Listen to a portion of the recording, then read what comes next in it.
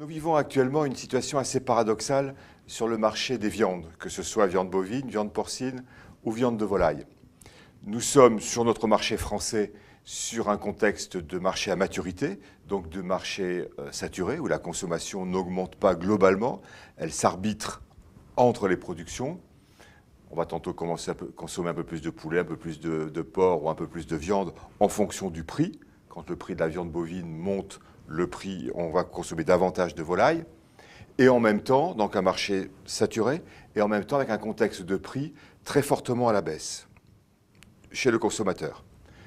Et en même temps, nous avons des marchés mondiaux qui, notamment en viande porcine et en viande de volaille, croissent régulièrement et assez fortement. Et pour autant, nous ne profitons pas de ces marchés à l'export. Ça, c'est le premier élément du paradoxe. Le deuxième élément du paradoxe, c'est que en viande bovine, de par une certaine pénurie mondiale, les prix à la production sont élevés. Nous sommes importateurs, donc les prix intérieurs sont élevés. Donc les producteurs sont dans une situation de revenus globalement peu élevés. En viande bovine, on n'a pas des revenus très élevés, mais qui sont en augmentation. En viande de volaille, jusqu'à présent, les prix étaient assez satisfaisants. Deuxième élément du paradoxe. Et troisième élément, nous sommes dans une situation de grande fragilité, donc masquée par ces contextes de prix et de marché. Nous avons des entreprises de transformation qui ont des marges faibles, qui ne se sont pas modernisées. Nous avons une adaptation à la demande du consommateur qui ne se fait pas assez vite.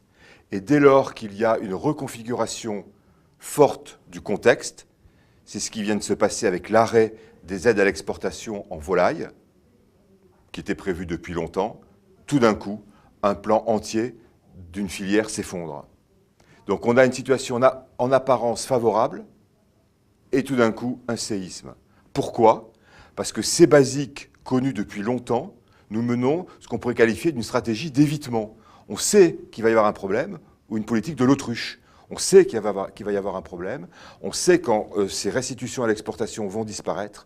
On sait qu'en production porcine, nos parts de marché baissent régulièrement et que nous avons des compétiteurs européens plus performants que nous qui arrivent sur notre marché et nous sommes dans une stratégie d'évitement dont il va falloir sortir.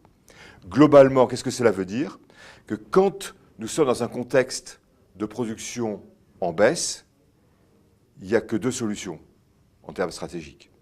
Soit on réduit l'outil de production, il faut fermer de la production, soit il faut reconquérir du chiffre d'affaires, reconquérir des parts de marché, et comme nous sommes saturés sur le marché intérieur, il faut redevenir compétitif pour aller à l'exportation. Donc il n'y a pas 36 solutions. Soit on ferme des outils, soit on augmente notre compétitivité à l'export sur l'ensemble des maillons de la filière. Il faut sortir de la stratégie d'évitement.